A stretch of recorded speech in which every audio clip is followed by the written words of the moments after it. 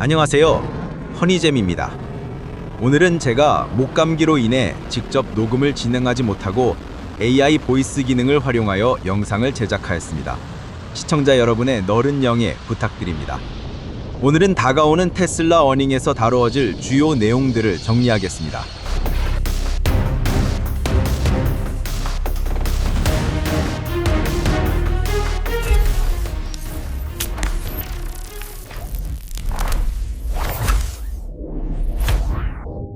지난번 영상에서 저희가 곧 다가올 빅 이벤트로 정리해드렸던 내용 기억나시나요? 바로 10월 22일로 예정된 실적 발표, 어닝이었습니다. 실적 발표일이 가까워질수록 애널리스트들이 예상하는 3분기 주당 순이익, EPS 컨센서스가 점점 올라가는 마법을 보게 될 거라고 말씀드렸죠. 그리고 지금 그 예언이 현실이 되고 있습니다.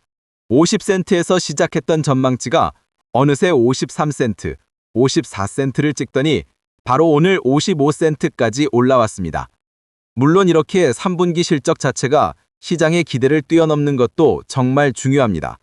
하지만 이번 발표에서는 이것보다 훨씬, 아니 비교도 안 될 만큼 더 중요한 진짜 배기 재료들이 숨어 있습니다. 바로 회사의 미래를 완전히 바꿔놓을 게임 체인저들에 관한 소식이죠. 첫 번째는 바로 안전요원이 사라지는 로보택시입니다. 지금까지의 로보택시가 운전면허 학원의 도로주행 연습 같았다면 이제 드디어 면허를 따고 진짜 도로에 나서는 프로 드라이버의 데뷔 무대라고 할 수 있겠죠. 운전석에 사람이 아예 없는 완전한 무인 택시가 도로를 누비는 시대가 정말 코앞으로 다가왔다는 신호탄이 될 수 있습니다. 이번 발표에서 이와 관련된 구체적인 타임라인이나 진행 상황이 공개된다면 시장은 그야말로 열광할 겁니다. 두 번째는 무감독 FSD, 즉 완전 자율주행의 상용화 소식입니다. 운전자가 더 이상 전방을 주시할 필요가 없는 그야말로 손과 발, 그리고 눈까지 자유로워지는 기술이죠. 이제 차 안에서 운전 대신 넷플릭스를 보거나 잠을 자거나 심지어 화상회의까지 할 수 있는 시대가 열리는 겁니다. 이 기술의 완성도와 출시 계획에 대한 힌트가 나온다면 단순히 자동차 회사가 아니라 거대한 AI 기술 기업으로의 가치를 제대로 평가받게 될 겁니다. 그리고 마지막, 세 번째는 일론 머스크가 얼마 전 직접 언급하며 모두를 놀라게 했던 사이버캡 올인 전략입니다. 사이버캡은 개인 소유의 차량이 아니라 처음부터 공유 모빌리티 서비스를 위해 태어난 전용 로보택시라고 생각하시면 쉽습니다. 이 전략은 단순히 차를 만들어서 파는 것을 넘어 도시의 교통 시스템 전체를 뒤흔드는 거대한 계획입니다. 과연 이 야심찬 계획의 실체는 무엇이고 구체적인 비전은 어떻게 그려지고 있는지 이번 발표에서 그 윤곽이 드러날지 모두가 주목하고 있습니다. 자, 이처럼 엄청난 기대감을 반영하듯 이번 3분기 실적 발표를 앞두고 테슬라는 주주들로부터 Q&A 질문을 받고 있습니다. 오늘까지 올라온 수많은 질문들 중에서 주주들이 가장 궁금해하는 탑5 질문들을 저와 함께 샅샅이 파헤쳐보고 그 의미도 정리해보겠습니다. 첫 번째 질문입니다. 신규 자동차 모델에 대한 계획은 무엇입니까? 테슬라는 언박스드 사이버캡 플랫폼을 활용하여 소형차 모델을 만들 것입니까? 또한 사이버트럭 플랫폼으로 전통적인 SUV와 픽업 트럭도 만들 계획입니까? 야, 이 질문 정말 날카롭죠? 현재 시장이 테슬라에게 가장 궁금한 지점을 정확히 짚고 있습니다. 사실 좀 안타까운 현실이긴 한데요. 시장은 여전히 미래의 대박 가능성이 있는 자율주행 기술보다는 당장 눈앞에 보이는 계산기 두들기 쉬운 신차 출시에 더 큰 관심을 보이고 있습니다. 마치 먼 미래의 연금 대박보다는 당장 다음 달 월급이 얼마 오르는지에 더 집중하는 것과 비슷하달까요? 왜냐하면 새로운 모델이 나온다는 건 테슬라가 공략할 수 있는 시장의 크기, 즉 TAM 자체가 커진다는 의미거든요. 그러면 애널리스트들은 아주 쉽게 매출이 이만큼 늘겠구나 하고 밸류에이션 모델의 숫자를 추가할 수 있죠. 예측하기가 아주 편리한 장점이 있습니다. 하지만 자율주행은 완전히 다른 이야기입니다. 이건 기존의 자동차 판매 계산법에 숫자 몇 개 더하는 수준이 아니라 아예 밸류에이션 모델 자체를 갈아엎어야 하는 그야말로 판을 바꾸는 혁신입니다. 자동차 회사가 아니라 구글이나 아마존 같은 거대한 플랫폼 기업으로 변신하는 거니까요. 하지만 시장은 어떻죠? 불확실성을 정말 싫어합니다. 그래서 당장은 눈에 보이지 않는 거대한 혁신보다는 익숙하고 예측 가능한 신차 소식에 더 목을 매는 거죠. 하지만 여러분, 바로 이 지점에 테슬라 투자의 핵심적인 기회가 숨어 있습니다. 시장의 이러한 단기적인 시각과 불확실성에 대한 회피성난이 우리 같은 장기 투자자들에게는 절호의 찬스라는 거죠. 누구도 가보지 않는 길을 가는 용기, 그리고 가다가 막다른 길을 만나도 포기하지 않고 기어코 새로운 길을 만들어내는 CEO, 일론 머스크의 뚝심을 믿고 그 가치를 알아보는 투자자만이 누릴 수 있는 것. 그것이 바로 테슬라 장기 투자 프리미엄이라고 저는 생각합니다. 자, 이제 두 번째 질문으로 넘어가 보겠습니다. 이건 무려 75만 표를 받으며 두 번째로 많은 지지를 받은 질문인데요. 이건 테슬라 장기 가치의 본질을 훨씬 더 가까이 다가간 질문입니다. 최신 로보택시 관련 지표들, 차량 규모, 누적 주행 마일, 운행 횟수, 개입률은 어떻게 되나요? 그리고 가장 중요한 것, 안전운전자는 언제쯤 완전히 제거될 예정입니까? 또한 무감독, 자율주행, 언슈퍼바이즈드 FSD가 일반 고객 차량에 배포되는 것을 막고 있는 마지막 장애물은 무엇입니까? 이 질문의 핵심은 바로 그래서 진짜 무인 택시는 언제 되는데? 라는 거죠. 이 질문에 대해 일론 머스크는 이미 9월 4일 본인의 X 계정을 통해 안전 요원은 연말에 제거될 것이라고 못 박았습니다. 물론 일론이 제시하는 타임라인에 대한 비판적인 시각도 존재합니다. 때로는 약속한 시간보다 늦어지기도 했으니까요. 하지만 우리가 일론의 타임라인을 볼 때는 두 가지를 반드시 기억해야 합니다. 첫째, 일론과 테슬라는 지금껏 지구상에 단 한 번도 존재하지 않았던 것을 만들고 있다는 사실. 이건 서울에서 부산까지 내비게이션 켜고 3시간 뒤 도착이라고 말하는 것과는 차원이 다른 일입니다. 마치 인류가 한 번도 가보지 않은 아마존 정글을 연구하면서 다음 캠프까지는 대략 3시간 걸릴 거야 라고 예측하는 것과 같은 거죠. 당연히 어느 정도의 불확실성이 존재할 수밖에 없습니다. 그럼에도 불구하고 일론은 지금껏 누구도 가보지 않은 미지의 땅을 탐험하며 가장 정확한 지도를 그려왔습니다. 특히 최근 그가 제시했던 타임라인들이 상당히 정확했다는 점과 최근 공개된 FSD 버전 14가 사실상 시장의 기대치를 훌쩍 넘어서는 성능을 보여줬다는 점을 감안하면 이번 실적 발표에서도 연말 안전요원 제거 계획을 다시 한번 확인할 가능성이 매우 높습니다. 만약 일론이 이 약속을 재확인하는 것만으로도 테슬라의 기업 가치의 로보택시 부분이 본격적으로 더 더해지기 시작할 것이고 실제로 안전요원이 사라지는 그 순간 테슬라라는 기업에 대한 평가는 근본적으로 바뀌게 될 겁니다. 마치 애벌레가 나비가 되는 순간처럼 자동차 회사가 아니라 AI 모빌리티 플랫폼으로 완벽히 변태하는 거죠. 필연적으로 일어날 미래에 대해서 여전히 설마 그게 되겠어? 라고 의심하는 사람들이 많은 바로 지금이 장기적인 관점에서는 최고의 투자 기회가 될 수 있습니다. 또한 이 질문의 두 번째 내용, 즉 마지막 장애물은 무엇인가 역시 아주 중요합니다. 만약 안전요원이 정말 사라진다면 이건 두 가지 시나리오를 의미합니다. 첫째, 혹시 모를 상황에 대비한 원격 제어만 충분할 만큼 기술이 발전했다는 뜻. 둘째, 아예 원격 제어조차 기회 없을 정도로 기술이 완벽에 가까워졌다는 뜻. 만약 두 번째 시나리오가 현실화된다면 기술적인 문제는 사실상 끝났고 이제 남은 것은 규제라는 마지막 허들뿐이라는 의미가 됩니다. 이번 실적 발표에서 우리는 이 마지막 퍼즐 조각에 대한 힌트를 얻을 수 있을 겁니다. 이제 세 번째 질문을 살펴보겠습니다. 이 질문은 자율주행을 넘어서 테슬라의 가치를 또 한 번 점프시킬 휴머노이드 로봇의 옵티머스에 대한 질문입니다. 앱 지어 소프트웨어부터 하드웨어 엔지니어링, AI 모델 훈련, 제조, 서플라이 체인 구축까지 모든 것을 고려할 때 옵티머스를 시장에 출시하는 데 있어서 가장 큰 과제는 무엇입니까? 사실 이 질문이 이렇게 많은 투표를 받았다는 것 자체가 정말 놀라운 일입니다. 왜냐하면 이건 많은 테슬라 투자자들이 얼마나 진심으로 회사의 장기 가치에 집중하고 있는지를 증명하는 거니까요. 자율주행은 이제 현실이 됐고 무감독 자율주행도 코앞으로 다가왔지만 솔직히 옵티머스가 현실에 영향을 미치기까지는 아직 몇 년의 시간이 더 필요합니다. 그럼에도 불구하고 수많은 투자자들이 테슬라가 가진 현실 세계 AI 기술력과 압도적인 대량 생산 능력을 정확히 꿰뚫어보고 앞으로 다가올 휴머노이드 로봇 시장의 선두주자가 될 것이라고 확신하고 있다는 뜻입니다. 이건 정말 든든한 일이죠. 매주 매분기 차량 판매량 숫자에 울고 웃는 단기 투자자가 아니라 회사의 미래를 함께 그려나가는 동업자가 이렇게나 많다는 의미니까요. 옵티머스 역시 최근에 놀라운 소식이 있었습니다.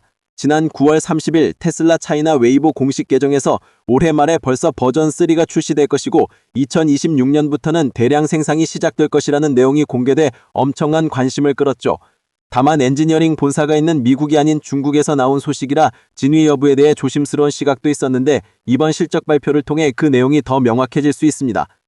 정리하자면 앞으로 2년 동안 테슬라의 가치는 자율주행이 결정할 것이고 그 후 5년의 가치는 옵티머스가 결정하게 될 겁니다. 테슬라가 정말 대단한 이유는 단순히 다음 먹거리를 계속 찾아내는 수준이 아니라 아예 그 먹거리를 직접 만들고 새로운 시장을 창조해낸다는 데 있습니다.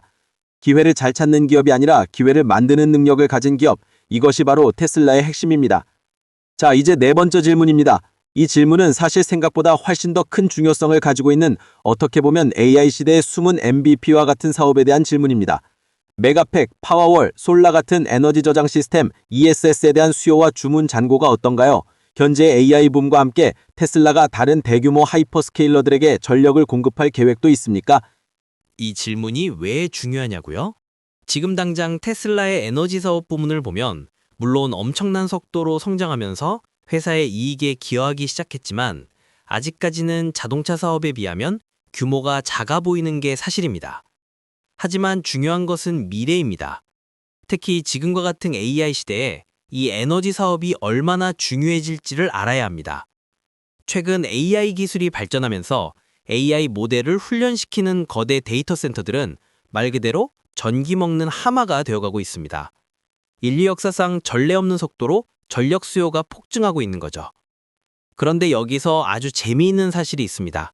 바로 배터리, 즉 에너지 저장 장치를 설치하는 것만으로도 발전소의 전력 생산량을 높일 수 있다는 겁니다. 아니, 배터리는 전기를 저장하는 건데 어떻게 생산량을 높이죠? 라고 생각하실 수 있는데 이게 가능한 마법 같은 원리가 있습니다. 현재 대부분의 석탄 발전소들은 하루 24시간 내내 100% 풀가동을 할 수가 없습니다. 왜냐하면 사람들이 전기를 많이 쓰는 피크타임과 적게 쓰는 새벽 시간의 수요 격차가 크기 때문이죠. 만약 새벽에도 최대치로 전기를 생산하면 남는 전기는 저장할 것 없이 그냥 버려지게 됩니다. 그래서 발전소는 어쩔 수 없이 수요가 적은 시간에는 발전을 덜하게 됩니다. 하지만 여기에 테슬라의 메가팩 같은 에너지 저장 장치가 결합되면 어떻게 될까요? 발전소는 24시간 내내 100% 풀가동을 하고 수요가 적은 시간에 남는 전기는 모두 메가팩에 저장해둡니다.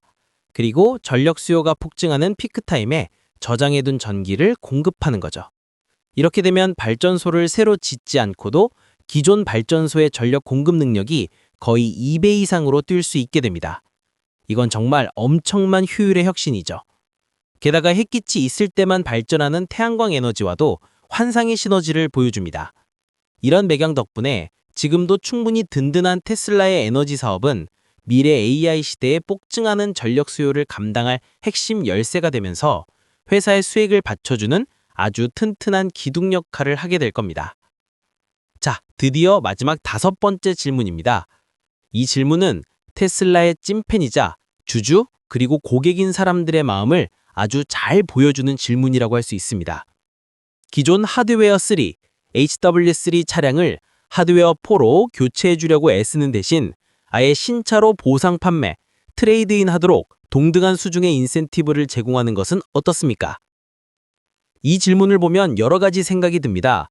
먼저 테슬라 차량을 타는 분들은 정말 높은 확률로 테슬라의 주주가 될 수밖에 없다는 것을 간접적으로 보여주죠.